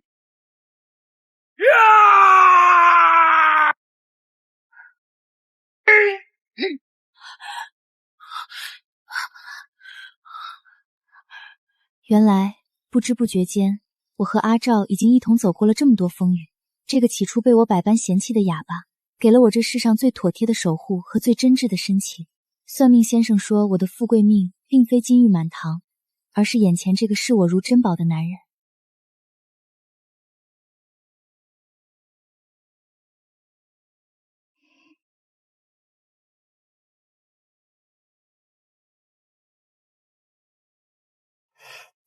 夫君，今晚的月亮真美，你觉得呢？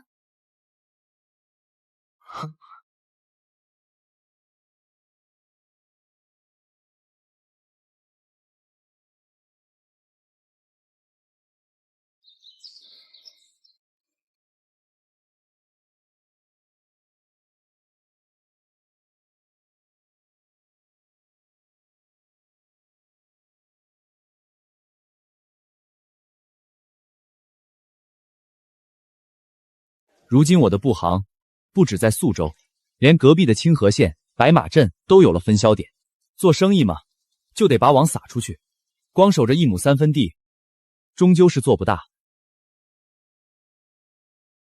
我们的小铺子流水不错，可甜水巷就这么大，豆腐再好，放上1日便会变味，卖不出这条巷子，该怎么办呢？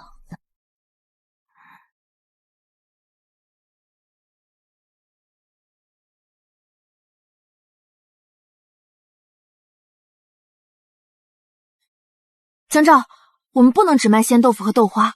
姐夫的布行能开遍周边，因为布匹能存放。我们的豆腐不行，但我们可以做能存放的豆制品，比如豆腐干，用香料卤制再烘烤，放10天半月都不坏。还有腐乳，封在坛子里越陈越香，能卖到天南海北。我们得有个名号，就叫江记。我要让全天下人都尝尝咱们的豆腐有多好吃。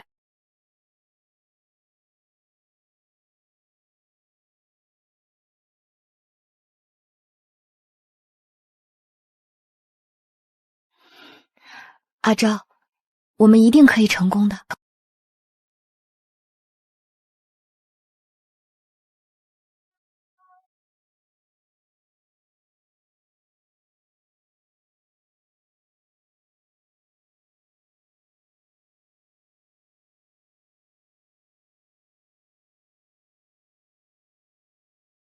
弟妹，你这手艺绝了，此物定能大卖。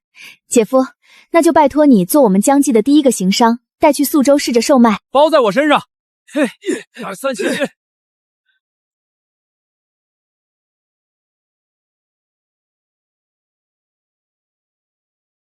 阿照，我们的江记终于迈出走出甜水巷的第一步了。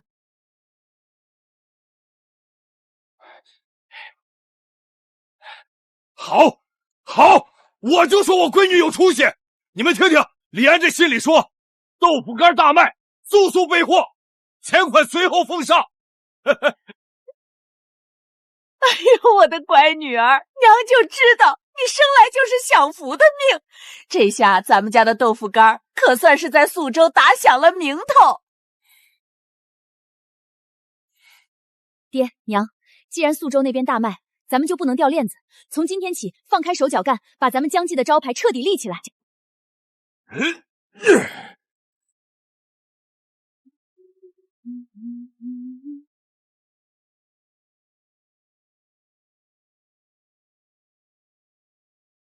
张老板，这是李老板托我快马加鞭送回来的第一笔货款。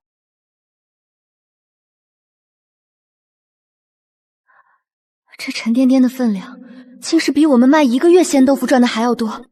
看来这条走出甜水巷的路，终于被我们踏踏实实的踩在了脚下。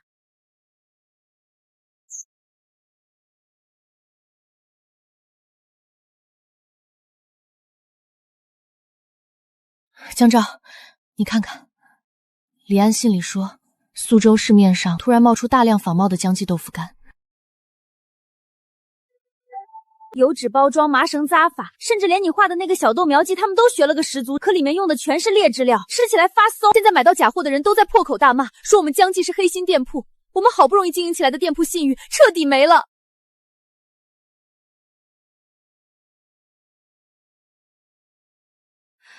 没错，就是攻心。李安查到那些卖假货的新铺子背后都有福元楼的影子。福元楼新来的主事比钱掌柜阴险百倍，他这是要从根子上毁掉我们的信誉啊！李老板的加急信刚到的。好一个斩草除根！李安最大的客商马老板因为宴客用了假的豆腐干当众出丑，雷霆震怒。他不仅退回所有存货，还要立刻断绝和李安布行的生意。好一个阴险的连环计！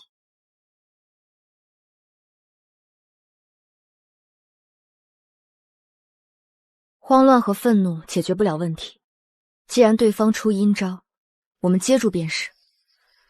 江照，我们不能再等了。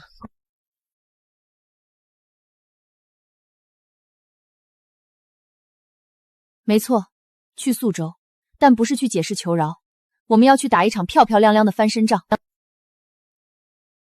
既然他们从包装上模仿，那我们就做一个他们绝对模仿不来的记号，把豆苗标记盖掉，加入暗藏的细节。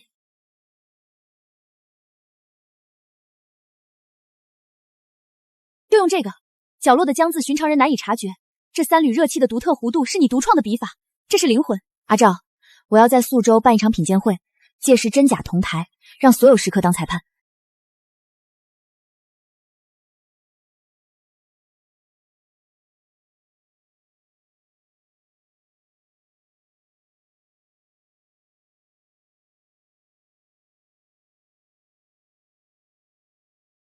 各位乡亲父老，我便是甜水巷江记的主事人张清河。近来有人制假售假败我名声，今日真假在此，请各位亲自品鉴。好香啊！我就说这才是正宗的江记味儿。呸！难怪昨天吃的拉肚子，原来这些黑心肝的卖的是假货。嘿，这打脸来的太快，江记老板娘干得漂亮。从今日起，还望各位父老乡亲认准这豆腐上的江字与3缕祥云，这是我江家独门印记，无人可仿。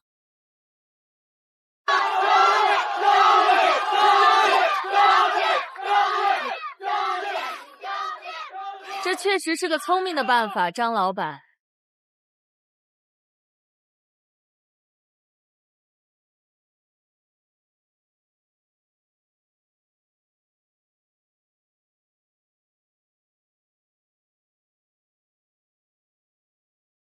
姑娘是？我姓苏，苏曼丽，是福元楼新来的主事。原来是他！这一切阴谋背后的操盘手，居然不是穷凶极恶的地痞，而是眼前这个看起来人畜无害、雍容华贵的女人。原来是苏主事，你派人仿冒我家产品，搞得宿州乌烟瘴气，如今怎么还有脸面亲自站到我的品鉴会上来？张老板误会了，市面上那些劣质仿冒品，确实是我授意让人去做的。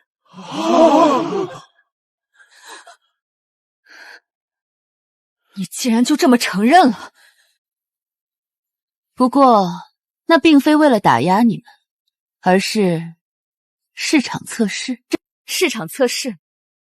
用这种下三滥的手段毁人清白，你管这叫测试？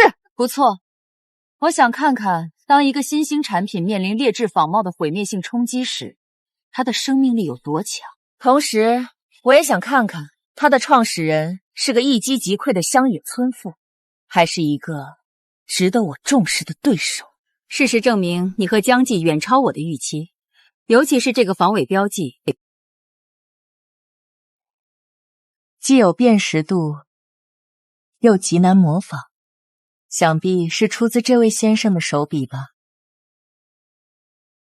这是一种来自更高维度的碾压感，他看待生意的方式远在我之上，在他眼里，我们拼死拼活的挣扎只是一场游戏，他不是敌人，他是猎手。苏主事到底想说什么？我想说，张老板，你赢了这场测试，所以我不想做你的敌人。我想做你的合伙人。苏主事，我听不明白你的意思。福源楼要与我们合作，你明白的。江记的潜力不止于小小的甜水巷，福源楼有遍布全国的酒楼和商路，我出钱出渠道，将江记推到大南北的每一张餐桌上。你们什么都不用操心，只需守好配方，新商号的30%股份，每年盈利分红。我保证，这笔钱是你在豆腐坊里劳碌一辈子都无法企及的天文数字。将江记推向全国，这何等宏伟的图景！经历过玉娘的惨死，经历过福源楼的毒辣，这事儿怕是天上掉下的过期馅饼，淬满了剧毒。此事事关重大，我需要和家人商议。好，我会在宿州等你的答复。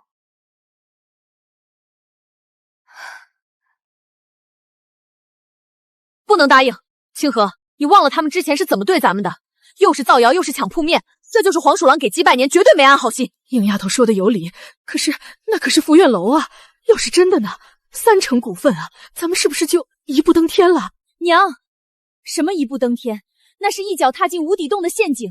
他们今天能捧着你，明天就能把你吃的骨头都不剩。与虎谋皮，到时候咱们连这小作坊都没了。傻子小贱，连小炮兵都干！若放弃这个机会，我真的甘心一辈子守在甜水巷吗？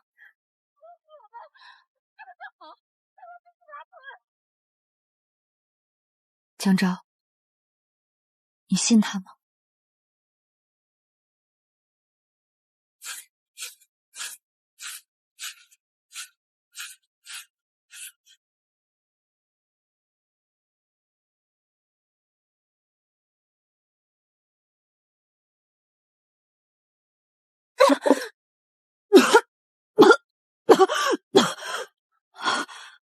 清河，你这是怎么了？是不是吃坏肚子了？没事，娘，许是昨夜着了凉。我的乖乖，你这几日是不是总犯困，还总想吃酸李子？好像是。我的儿，你这是有了。我有了。清河，你在家好好的，娘去给你请大夫仔细瞧瞧。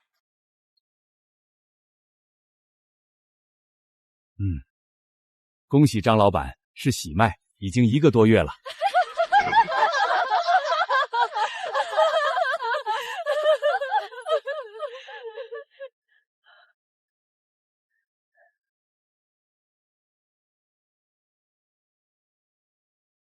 阿照，我们有自己的孩子了。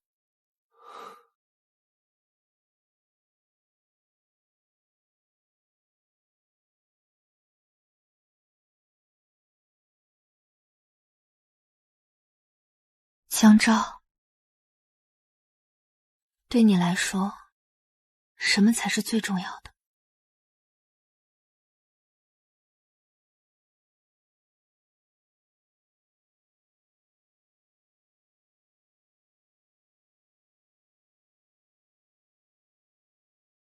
怎么突然带我来这儿？这不是以前的杂货铺吗？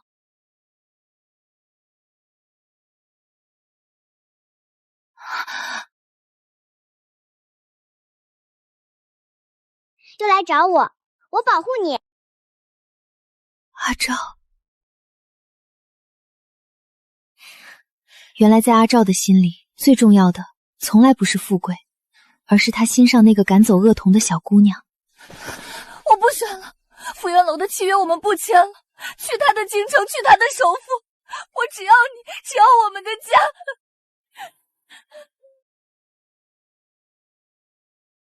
张老板，3日期限已到，我的耐心可不是无限的，考虑的如何了？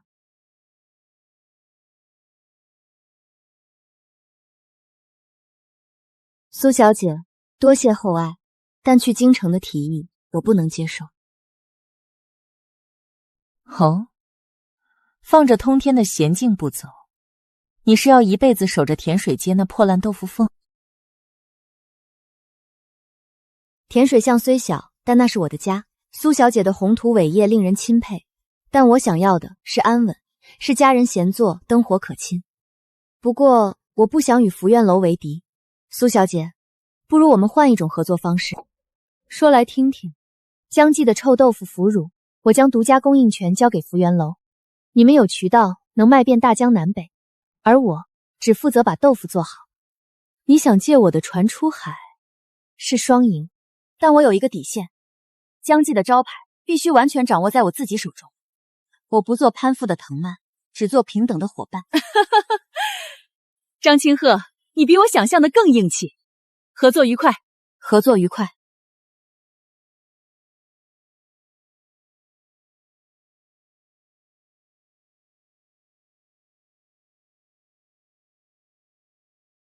自我有了身孕后，他就把我当成了易碎的琉璃，所有重活累活，他全一个人扛了。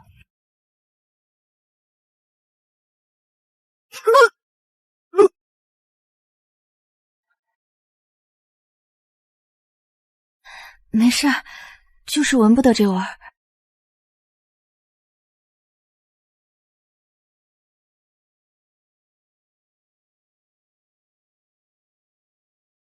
你再这么喂，我就要变成大胖猪了。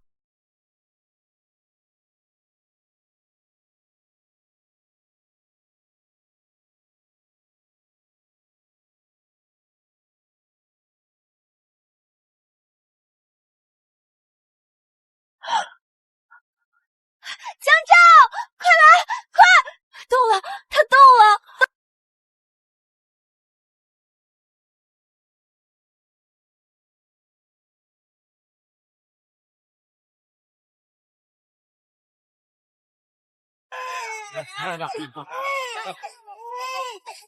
江照，来抱抱你大外甥，提前沾沾喜气。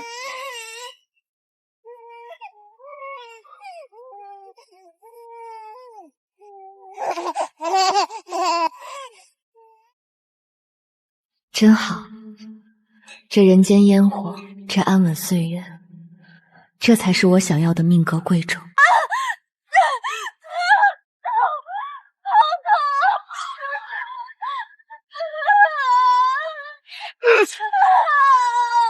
江照，你别添乱了，在外面守着。生了，是个大胖小子，母子平安。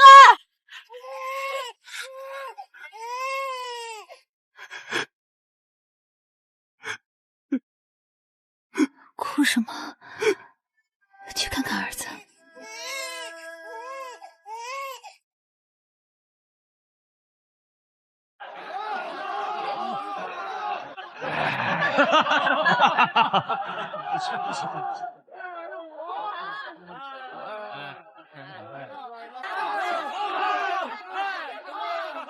清河，苏州那边传来信了。怎么了？玉娘的娘王婶被邻居告发虐待儿媳，名声彻底臭了。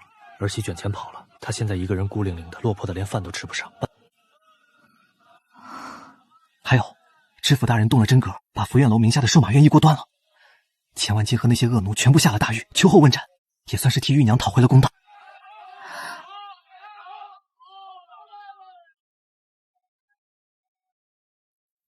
那些曾经的愤恨、不甘、惨痛，在这一刻，随着寿马院的坍塌，随风而散。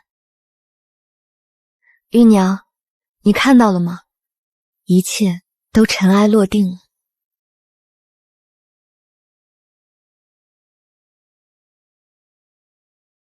江照，有你在，我什么都不怕了。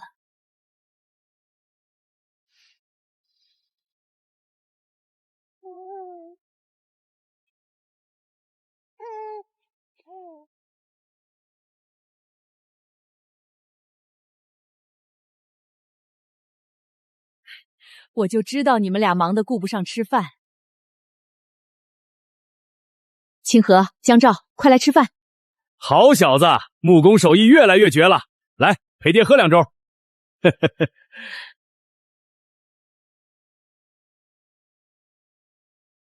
你坐了月子可不能碰凉水，不能吹风，不能沾冷水，不能下地多走动，得喝热汤补气血。这鸡汤我熬了3个时辰。不魁首啊，六六顺啊！曾几何时，我也做过那步步高升的富贵梦。算命先生的一句命格贵重，险些让我丢了这世间最珍贵的东西。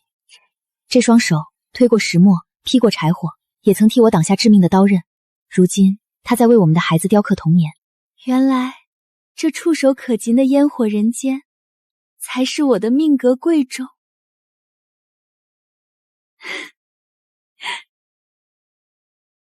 玉，见你真好。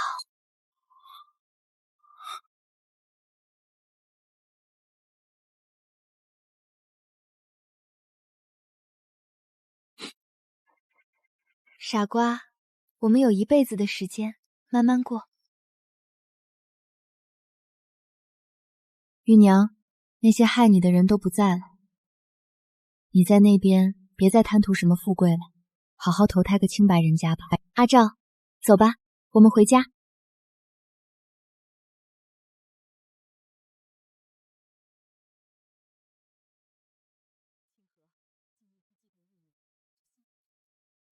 清河，今日去祭拜玉娘，我这心里直打鼓。从前我总想着把你娇养，盼着你家高门大户才算圆满。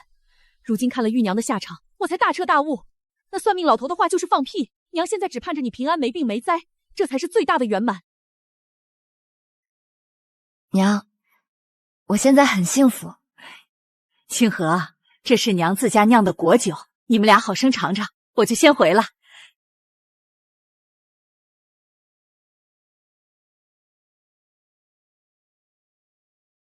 我又没生病，我都快变成大棒骨了。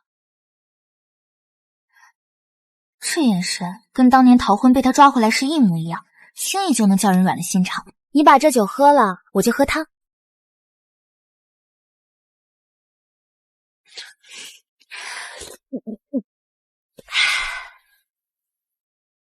我娘送来的东西后劲可大着呢。